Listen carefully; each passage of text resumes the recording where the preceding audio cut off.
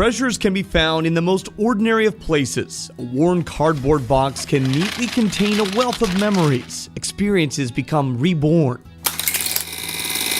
if the right technology can be discovered. But once unlocked, a fascinating story takes flight. There's an aura about it. It's an airplane that has a tremendous history to it.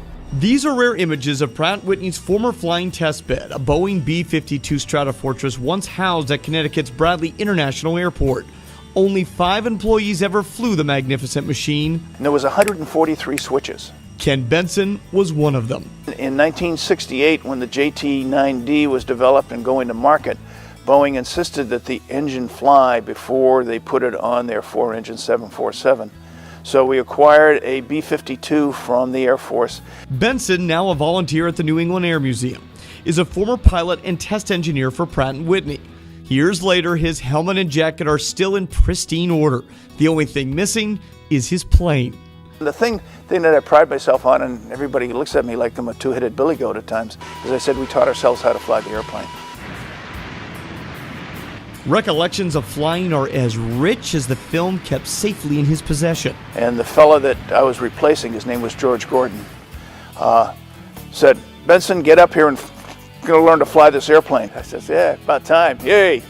Yeah, that seat, let me in." Yeah. And so I left the flight test engineer seat in the back of the airplane and climbed into the co-pilot seat, and I got my first landing was at twilight here at Bradley Airport.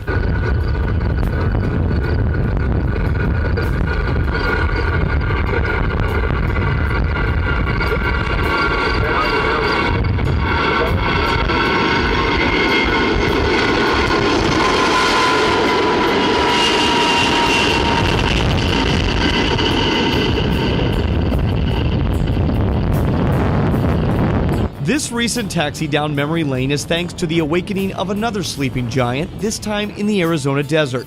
After 7 years in storage, the United States Air Force made history by successfully firing up Pratt's TF-33 engines on a B-52 called Ghost Rider from the Boneyard, a long-term storage facility at Davis-Monthan Air Force Base. It's the first time a B-52 has been resurrected after sitting idle for so long. The B-52 is, quote, an antique. I mean, airplane's 50 years old, or better. And having it come out of storage like that, having been in that long time, and the fact is that we can do that and do it successfully, I think it's a credit to our systems and to our technology. Unfortunately, Benson's beloved B-52 had a much shorter life than its Ghost Rider sister. The following videotape footage was filmed at Bradley International Airport on the 4th of October 1979, showing the damage done to the hangar, Building 172, and the B-52 flight test bed. Damaged after a violent tornado raced through Windsor Locks. Film once again captures a moment. A fortress apparently vulnerable at rest. Repairs took a year and she flew again for 18 months before retirement in the Boneyard.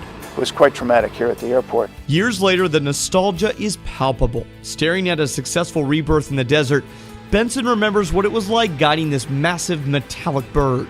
A treasured experience often revisited in a memory. Or through an old film kept in a box. It was a lot of romance. It was the true romance.